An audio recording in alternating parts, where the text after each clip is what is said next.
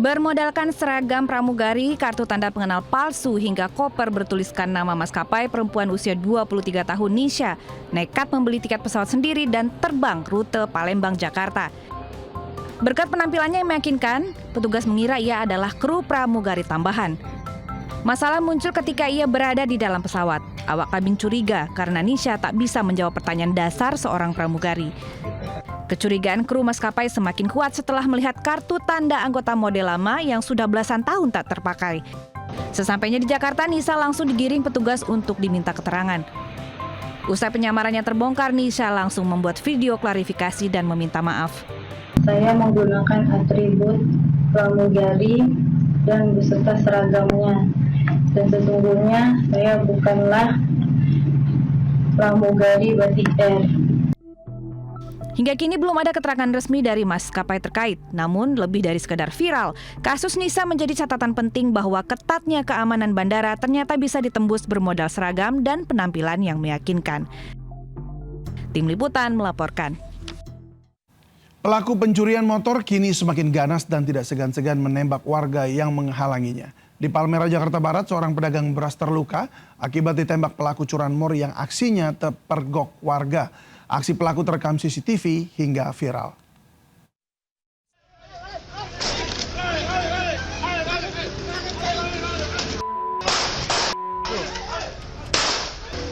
Warga Jalan Andong 3 Palmerah, Jakarta Barat dihebohkan aksi penembakan oleh komplotan pencuri motor bersenjata api yang terpergok saat mencuri.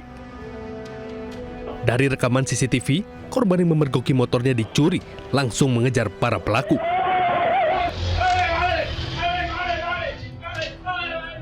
Seorang pedagang beras yang berupaya membantu korban menggagalkan aksi curanmor ini justru menjadi sasaran tembakan di bagian kaki. Menurut saksi mata, pelaku yang panik sempat melawan dengan menembakkan senjata api sebanyak 3 kali yang juga mengenai pagar rumah warga. Para pelaku akhirnya dapat melarikan diri dengan motor curiannya, namun sepeda motor milik pelaku yang tertinggal berhasil diamankan warga.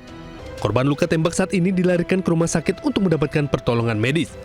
Pihak kepolisian dari Polsek Palmerah dan Satreskrim Polres Metro Jakarta Barat masih menyelidiki peristiwa tersebut. Dari Jakarta, Miftahul Gani, iNews melaporkan. 2 hari usai video viral, 1 dari 2 pelaku jambret sadis di Kelapa Gading, Jakarta Utara ditangkap polisi. Identitas pelaku teridentifikasi usai polisi periksa rekaman CCTV.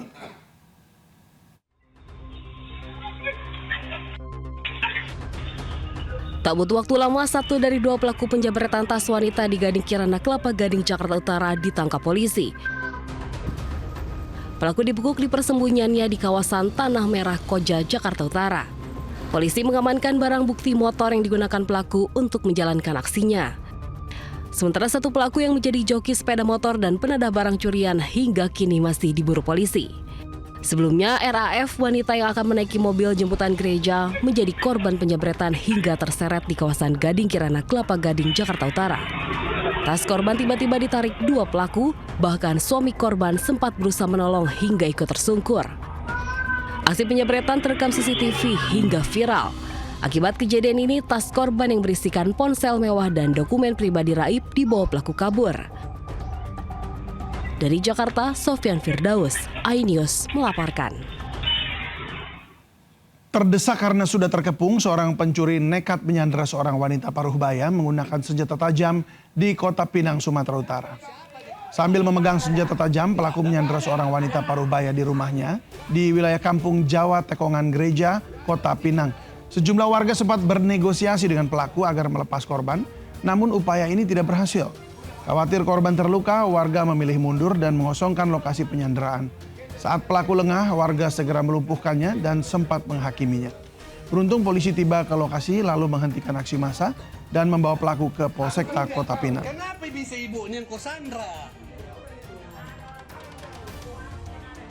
Jaringan perjudian online yang beroperasi secara nasional hingga internasional diungkap polisi. Bahkan polisi juga menemukan 21 situs judi online yang menawarkan berbagai jenis permainan, mulai dari slot kasino hingga judi bola. Hasil penelusuran jaringan ini memanfaatkan sistem pembayaran digital seperti QRIS, serta mendirikan perusahaan fiktif untuk menyamarkan alur transaksi. Total ada 17 perusahaan sebagai fasilitator pembayaran dan penampungan dana judol.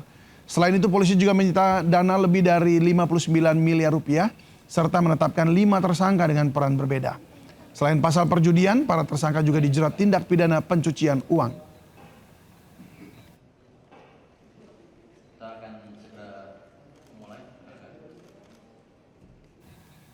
Berusaha mengelabui petugas saat penggerebekan, beberapa pejudi nekat bersembunyi dalam parit dan semak belukar di kawasan Jermal, Medan, Sumatera Utara. Dari penggerebekan tersebut, polisi mengamankan 27 mesin judi dan beberapa paket sabu dan ganja.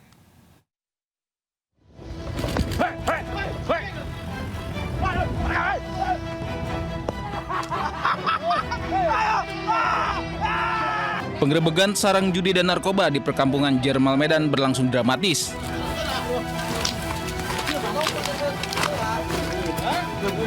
Aparat Polrestabes Medan berupaya menangkap para pelaku judi yang kocar-kacir melihat kehadiran polisi. Beberapa dari mereka sembunyi di dalam parit dan semak belukar yang tak jauh dari lokasi penggerebekan. Polisi pun berhasil menangkap 10 pelaku judi. Dari lokasi penggerebekan, petugas temukan 27 mesin judi. Petugas juga temukan beberapa paket sabu dan ganja. Kabak Ops Polrestabes Medan AKBP Pardamaian Hutahayan mengatakan, terdapat setidaknya 4 barak lokasi judi yang ditemukan di lokasi penggerebekan yang kemudian langsung dihancurkan. Kawasan Jermal sendiri dikenal sebagai kawasan dengan praktik perjudian dan narkoba terbesar yang ada di kota Medan. Kawasan ini sudah berulang kali digerebek, namun praktik serupa kembali ditemukan. Tak jarang petugas yang melakukan penggerebekan mendapat perlawanan dari orang-orang yang diduga bagian dari sindikat narkoba dan judi. Dari Medan, Sumatera Utara, Adi Palapa Harahap, iNews melaporkan. 200-an orang direkrut sebagai pekerja di sindikat Love Scam International yang bermarkas di Sleman, Yogyakarta. Pekerja rata-rata perempuan bertugas merayu pria dari berbagai negara untuk memberikan gift coin saat berkomunikasi di aplikasi kencan daring.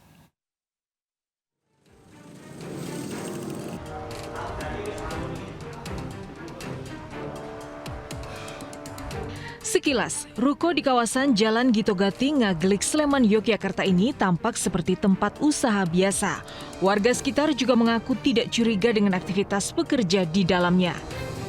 Tapi siapa sangka, saat digerebek polisi, ruko lantai 2 ini ternyata merupakan markas kejahatan love scam dan jual beli konten pornografi lintas negara. 64 orang diamankan, 6 diantaranya ditetapkan tersangka.